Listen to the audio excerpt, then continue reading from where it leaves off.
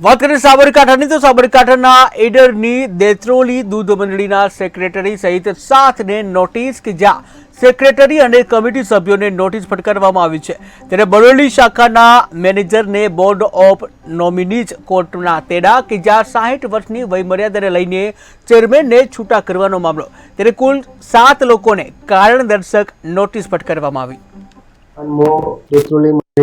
Committee સભ્યો અને સભાસદોને સાથે રાખીને કામ કરું છું અને આ 2 વર્ષ દરમિયાન કોઈ સભાસદની કોઈ ફરિયાદ આવેલ નથી અને તે માટે અમે ચોક્કસ રીતે કામ કરીએ છીએ। મંડળીમાં સારી રીતે અમે વહીવટ કરીએ છીએ।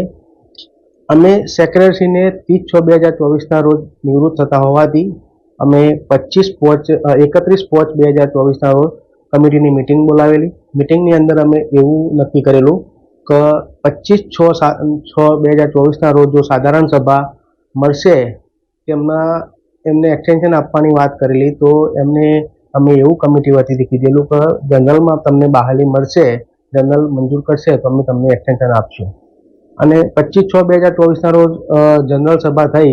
એની અંદર